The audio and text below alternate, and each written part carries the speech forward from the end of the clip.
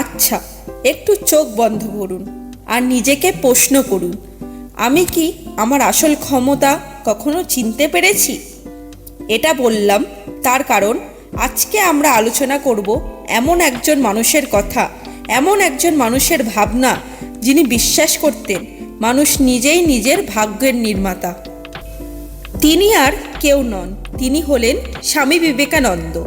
আজকের ভিডিওতে আমরা তার 3টি ভাবনা নিয়ে কথা বলবো এবং সেই ভাবনাগুলো আজকের যুগে আমরা কিভাবে নিজের জীবনে অ্যাপ্লাই করতে পারি সেই নিয়ে আলোচনা করব। নাম্বার 1, কোনো কিছু শুনেছ বলেই তার ওপর বিশ্বাস করা সম্পূর্ণ নিরর্থক। যতক্ষণ না নিজের চোখে সেটা দেখছো এবং বুঝছো ততক্ষণ কোনো কিছুই বিশ্বাস করা উচিত নয়। এই একটা কথাই আজকের জীবনের 90% সমস্যার উত্তর। আমরা কি করি? লোকজন যা বলেছে সেটা সঠিক না বেঠিক বিচার না করেই তা বিশ্বাস করে ফেলি। ট্রেন্ডে যা চলছে সেটিকেই চোখ বন্ধ করে ফলো করি। বেশিরভাগ লোক একটা জিনিস করেছে মানেই সেটি সঠিক, এটা ভেবে আমরাও সেটা করি, কিন্তু এটা একদম সঠিক নয়।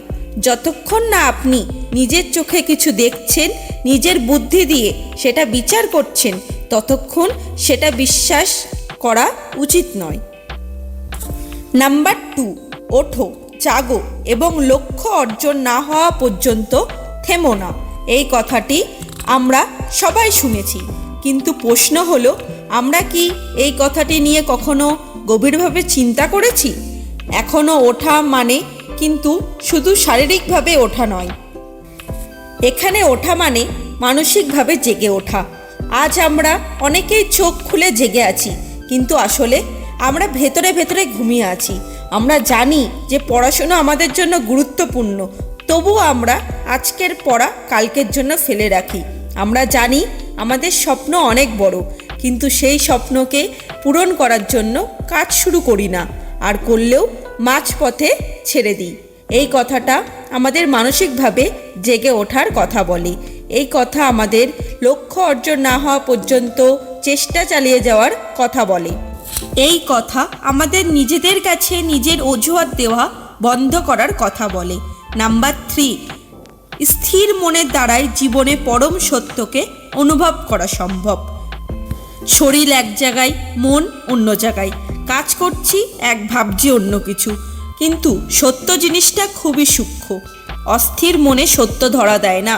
যেমন জল স্থির এবং শান্ত হলে তবেই নিজের মুখ তাতে স্পষ্টভাবে দেখা যায়, তেমনি স্থির মনেই আত্মবোধ সম্ভব।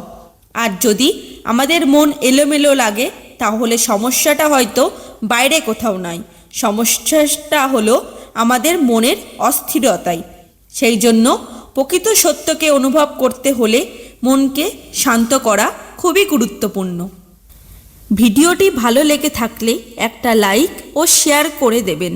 এরকম ভিডিও আরও দেখতে এই চ্যানেলটিকে সাবস্ক্রাইব করতে ভুলবেন না। আপনার সঙ্গে দেখা হচ্ছে খুব তাড়াতাড়ি আরও একটা নতুন ভিডিওতে।